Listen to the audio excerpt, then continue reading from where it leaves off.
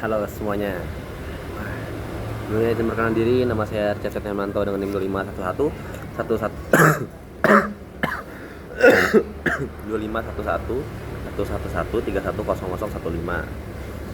Kali ini saya akan menjelaskan tentang sistem uropoietik atau uropoietic system. Itu adalah sistem urinaria pada manusia, entah pada wanita dan juga pada laki-laki. Yang saya akan jelaskan itu tentang wanita dan juga pria juga. Semuanya kita jelaskan lah ya di sini lah ya. Kita sama-sama belajar. Saya mohon maaf apabila penjelasan saya ntar terdengar sangat singkat atau ringkas, karena saya menjelaskan secara garis besar, terus yang mudah dipahami saja dan sepemahaman saya. Oke, sudah nggak sabar kan pastikan? Oke, kita mulai. Yang pertama di sini yang kita lihat adalah kidney. Kidney itu sudah tahu apa? Kidney itu adalah ginjal. Oke.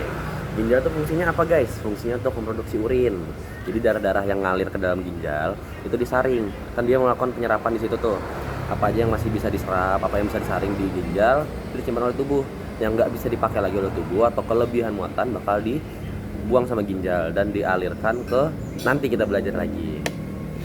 Terus ginjal tuh ukurannya rata-rata nih, panjangnya tuh ada di 11 sampai 12 cm. Lebarnya sendiri ada di 5 sampai 7 cm, tebalnya 2 sampai 3 cm. Beratnya berbeda pada laki-laki dan juga perempuan. Kalau laki-laki itu beratnya tuh di 125 sampai 175 gram. Kalau di perempuan tuh di 115 sampai 155 gram. Itu semua tergantung ya. Ini berdasarkan penelitian aja yang didapatkan. Terus struktur penting yang ada pada ginjal. Ini beberapa saya jelaskan yang seperti renal artery. Itu buat ngebawa darah masuk ke dalam ginjal. Jadi darah yang dibawa tuh lewat dari renal artery dimasukin ke ginjal dan bisa dikeluarkan lagi melalui renal vein. Dia ngebawa darahnya keluar dari ginjal. Terus ada ureter. Ureter itu apa? Ureter itu adalah saluran yang nyambungin antara ginjal dan juga kantung kemih.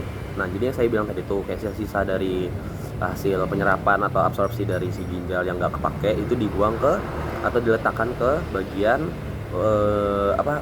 bladder, urinary bladder atau kantung kemih.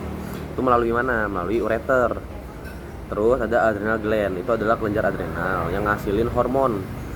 Dia bukan bagian dari sistem urinaria, tapi dia tuh ada di atasnya ginjal. Setahu saya tuh dari penjelasan kakak asdo saya sempat belajar, itu juga ngebantu fungsi kekebalan tubuh kita.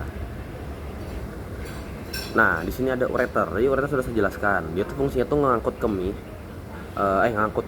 urin dari ginjal ke kantung kemih tadi. Jadi habis misal nih ya, ini ginjal, dia nyambung ke sini, ini ureternya nih nyambung ke kantung kemih, ini kantung kemihnya, jadi dibuang ke sini gitu. Terus urinary bladdernya nih, kantung kemihnya nih, fungsinya apa? Dia buat nampung sisa-sisa dari hasil absorpsinya si ginjal yang udah nggak kepake, dia ditampung di sini, nyimpan urin untuk sementara waktu. Terus bladder ini bisa ngembang seiring berjalannya waktu, seiring berjalannya penyaringan darah dalam ginjal dalam tubuh kita, dia bisa mengembang tergantung banyaknya yang ditampung. Terus ada uretra. Uretra itu apa? Jadi jangan sampai kebalik ya antara ureter sama uretra. Kalau ureter itu kan di dalam tubuh, jadi dia tuh fungsinya dari ginjal ke kantung kemih. Sedangkan pas sudah dia mau keluar, dia uretra. Enak gitu keluarkan saya kan kencingnya. Jadi namanya uretra. Ekstra itu kan apa? Keluar, eksternal. Dia tuh fungsinya ngeluarin urin ke luar tubuh. Kalau di cowok biasanya ureter tuh lebih panjang dibanding yang punya cewek. Terus kalau yang punya cewek tuh lurus, kalau punya cewek tuh ya panjang, terus jadinya akhirnya banyak liku-likunya. Yang punya cowok juga ngelewatin penis ya guys. Terus ini anatominya ureter. Ureter itu ngubungin ginjal ke kantung kemih, terus ngalirin urin menggunakan otot peristaltik. Gitu deh ya, tadi saya sudah jelaskan secara garis besar, kalian mudah bisa paham. Letaknya ureter sendiri itu ada di samping tulang belakang, nembus panggul, berakhir di posterior kantung kemih, di belakangnya kantung kemih. Kalau kantung kemih sendiri, fungsi utama kan udah tahu tuh buat nyimpan urin, hasil absorpsi atau hasil penyerapan yang sudah nggak dipakai. Terus dia terdiri dari apa aja sih? Dia tuh sebenarnya terdiri dari otot detrusor yang dapat mengembang waktu penuh dan berkontraksi waktu kita buang air kecil apa? Terus ciri-cirinya tuh letaknya tuh ada di belakang simfisis pubis. Untuk wanita tuh ada di depan uterus. Kalau buat cowok tuh di bawahnya prostat.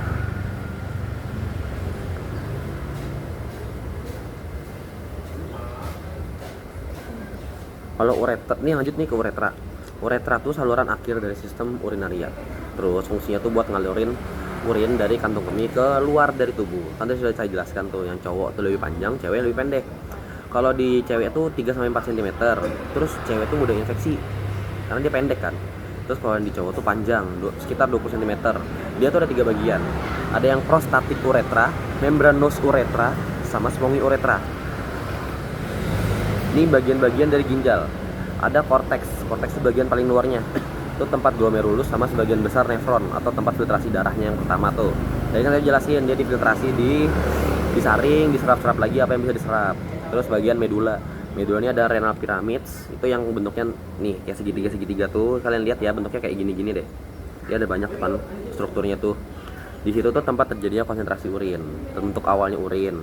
Terus ada renal papilla, itu ujung-ujungnya piramida tuh, tempat urinnya tuh keluar menuju ke calyces.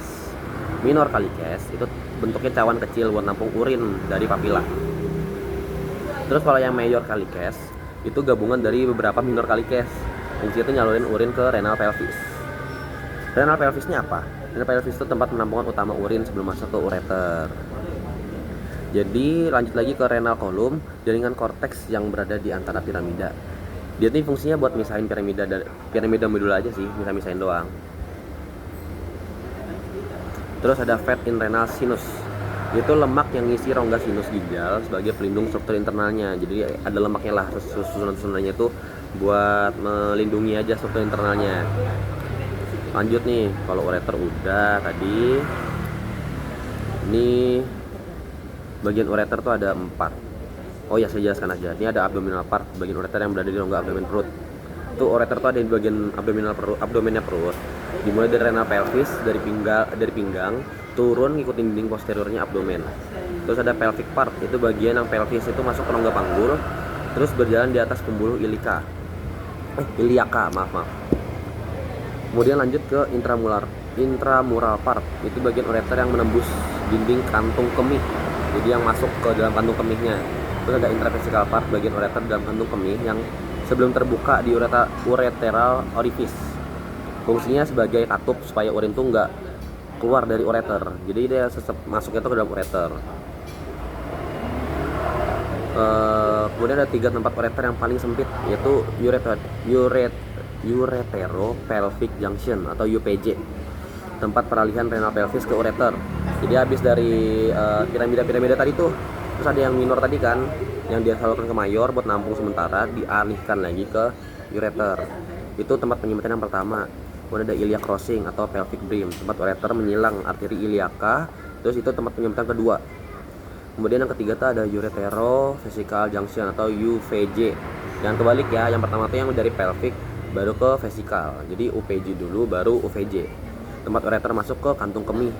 Jadi itu bagian terakhirnya, itu yang paling sempit. Terus yang paling sering kalau misalnya kita ada ngalamin namanya kencing batu atau ya kencing batu sih, atau batu ginjal, itu ya masuk ke situ biasanya tuh nyangkutnya tuh. Terus permukaan dari kantung kemih nih, kita belajar tentang kantung kemih. Ada surface-nya, permukaannya. Yang satu posterior surface itu disebut fundus atau basis.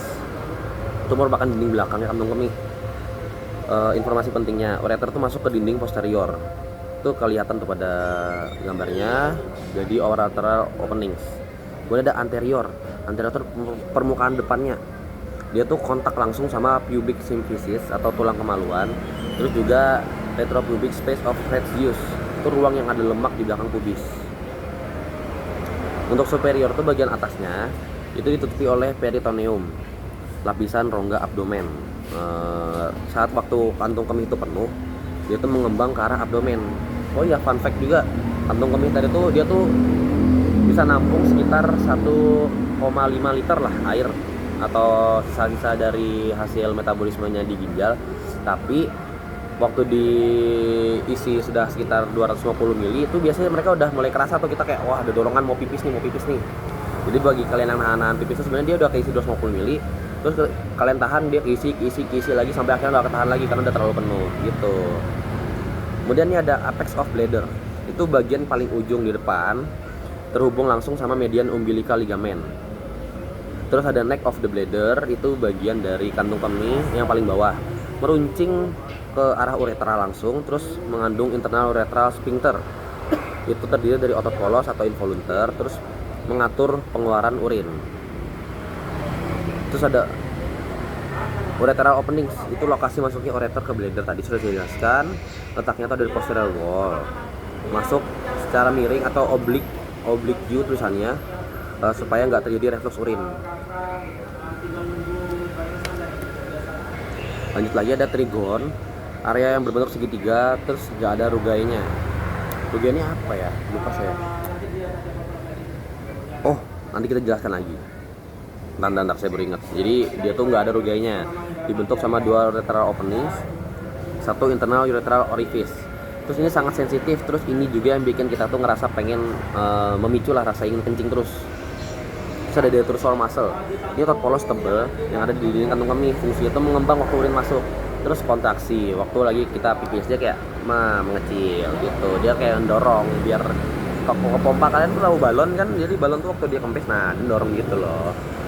Terus ruge, lipatan pada dinding bladder dengan bagian non trigon. Ini bikin bladder tuh bisa ngembang sampai nampung sekitar 400 atau enggak 600 ml urin. Terus bisa lebih tergantung seberapa kuat kita menahan, asik. Internal dan eksternal sphincter.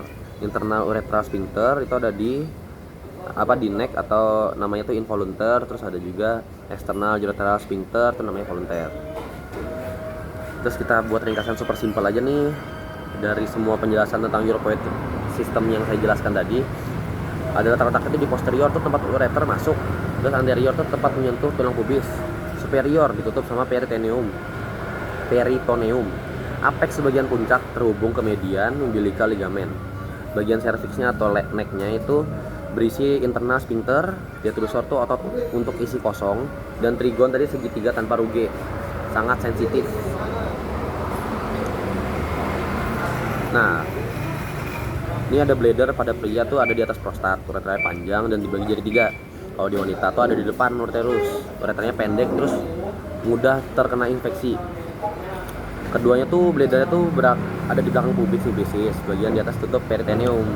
Nah, kita udah belajar secara singkat nih tentang uropoietic system. Saya mohon maaf kalau emang penjelasan saya itu masih kurang jelas karena saya masih belajar juga. Sekiranya itu yang saya sampaikan. Terima kasih kalian sudah menyimak sampai akhir. Mohon maaf bila ada kesalahan dalam menyebutkan atau dalam menjelaskan. Kalian bisa bantu saya belajar lagi dengan mengomen video saya di bawah ini. Jangan lupa, jangan bosan menunggu video-video saya yang selanjutnya ya. Oke, bye bye guys, terima kasih. Wow.